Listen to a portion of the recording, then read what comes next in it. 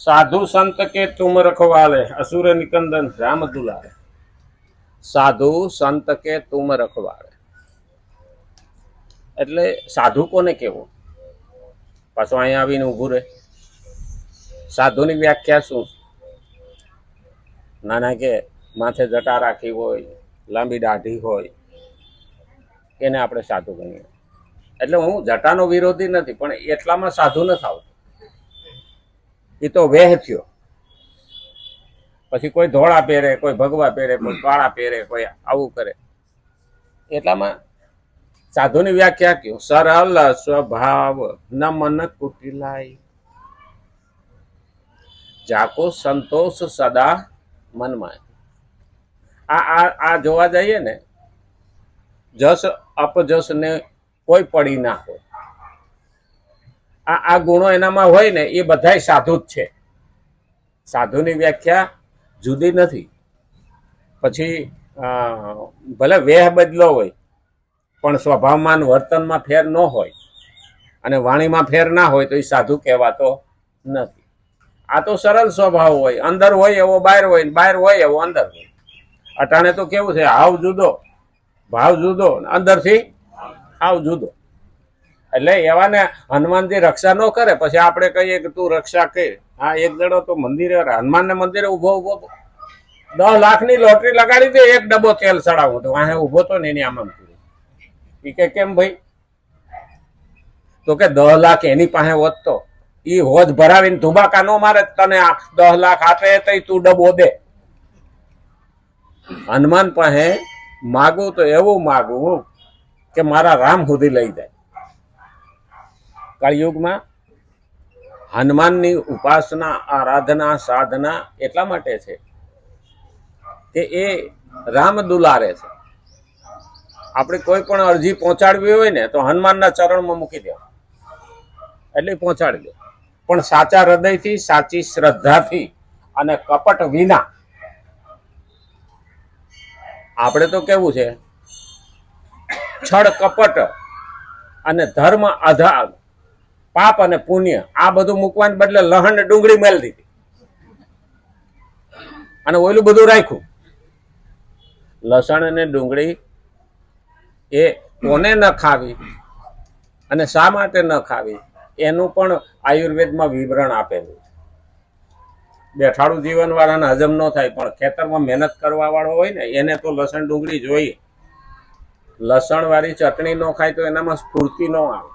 પણ આપણે એને કહીએ કે હવે તું સાધુ બની જા, અને બહુ ઓછી મહેનત કરતા હોય ને એને એકટાણા કરવાની છૂટ છે. પણ ઝાઝી મહેનત કરતા હોય ને એને એકટાણા કરે તો શરીરને નુકસાની પડે. એટલે બીજાનું જોઈને આપણે કરાય નહીં.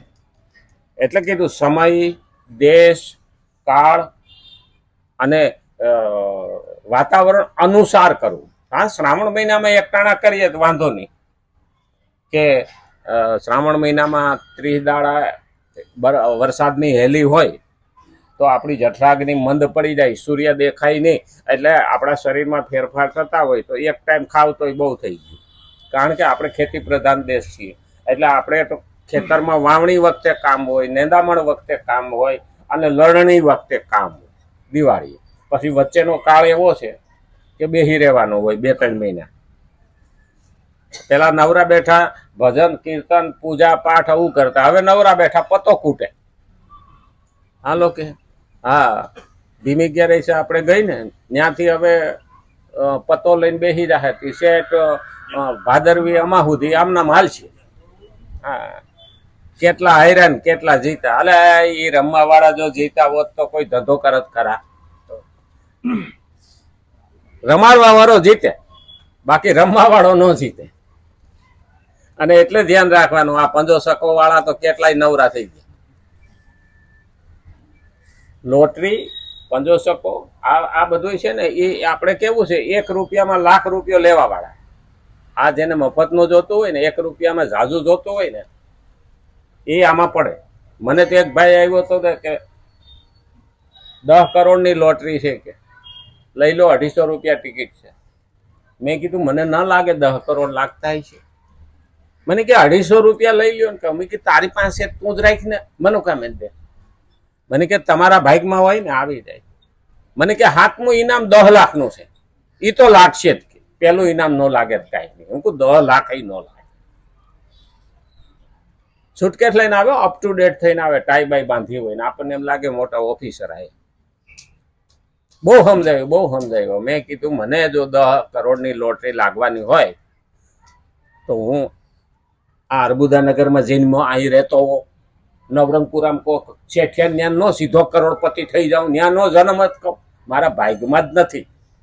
બોલો સુટકેસ બંધ કરીને વહી ગયો. મને કે તમને કોઈ ટિકિટ ન વેચી શકે. હું તો પછી જો આપણા ભાગ્યમાં હોય તો લોટરી લેવાની જરૂર નથી.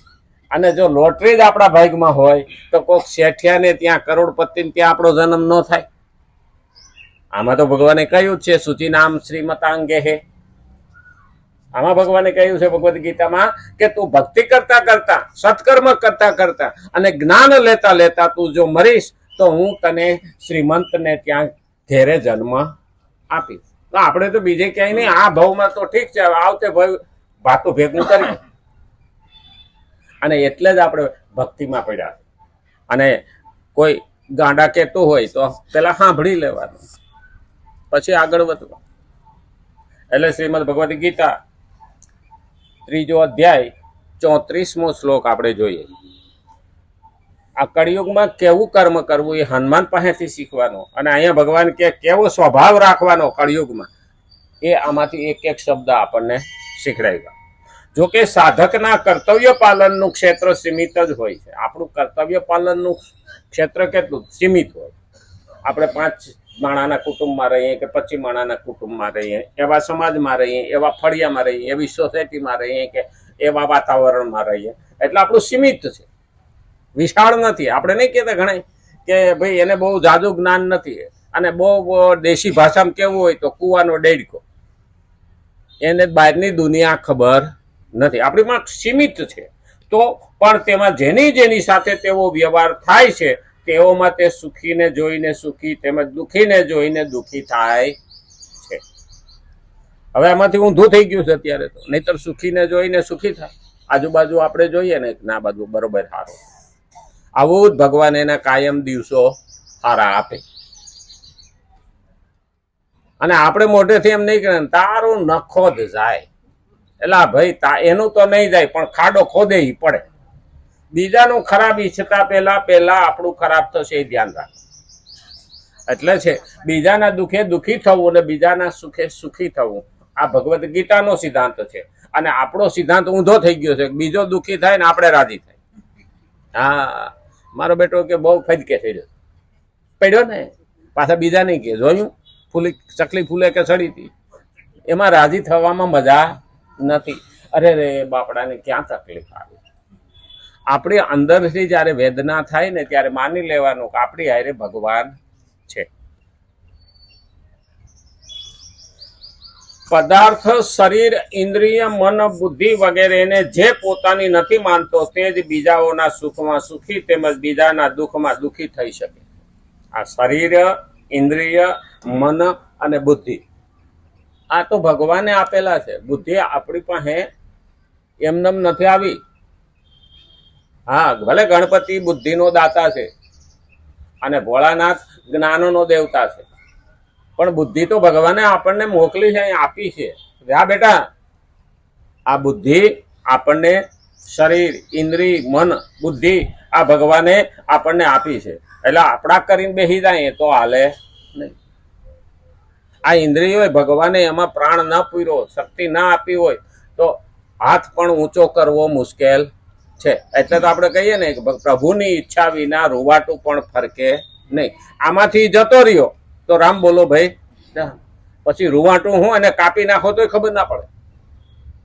એટલે ભગવાને આ વ્યવસ્થા કરી આપી છે.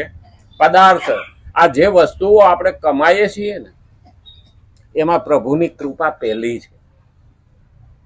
નાના કે મહેનત કરવા વાળો કમાય જ ને તો આ લારી ખેંચવા વાળા કેટલી મહેનત કરે. નાના કે બુદ્ધિ હોય ને એ કમાય ને તો ડબલ બુદ્ધિના ભંડાર ભરેલા બસની લાઈનમાં ઉભા હોય.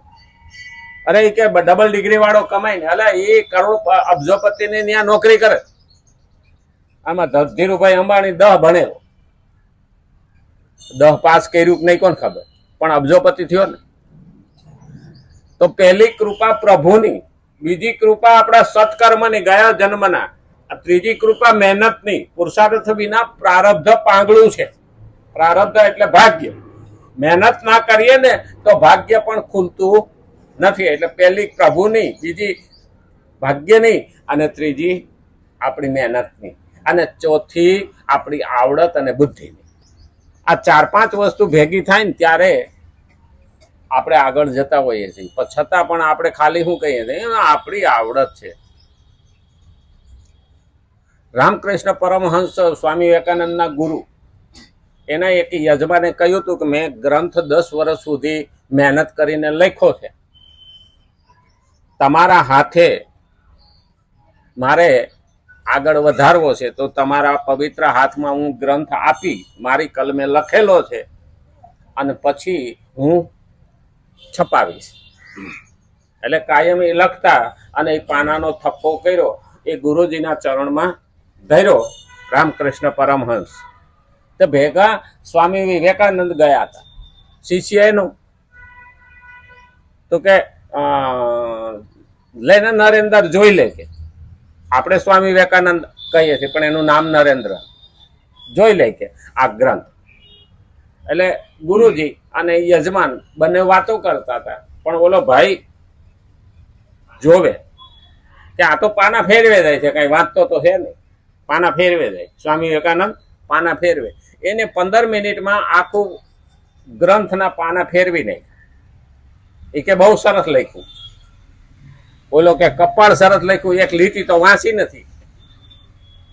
હા, એક લીટી વાંચી નથી કે, અને કે મારી 10 વર્ષના મહેનત ઉપર પાણી ફેરવી દીધું. કે સ્વામી વિવેકાનંદના ગુરુ રામકૃષ્ણ પરમહંસ દાંત કાઢવા હસવા માંડ્યા. એને ખબર હતી કે નરેન્દ્રમાં કેટલી તાકાત છે. એટલે કે નાના તમને શંકાઓ, એ એમ કહે છે કે મેં વાંચી લીધું, તો તમે પ્રશ્ન પૂછો, તમે લખ્યું છે તમને ખબર છે ને. એટલે ઓલાએ કીધું કે આમાં આ લખ્યું છે મેં, તો કે એટલા પાના નંબરના એટલામાં ફકરો. એવા એને 20 પ્રશ્ન પૂછ્યા, તો ઓલો દંગ રહી ગયો કે આને ક્યાંથી.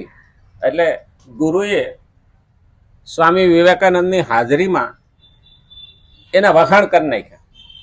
એ કે આમાં નરેન્દ્રનું ભેજું છે ને, ફોટોકોપી માઇન્ડ છે, એટલે એની નજરને આંખ સામેથી પાનું નીકળી જાય ને અંદર છપાઈ જાય આખું પાનું, આવું મગજ છે. હવે બાપુ દીકરાના વખાણ કરે અને ગુરુ શિષ્યના બહુ વખાણ કરે ને હાજરીમાં, એટલે અહંકાર આવ્યા વિના ન રહે.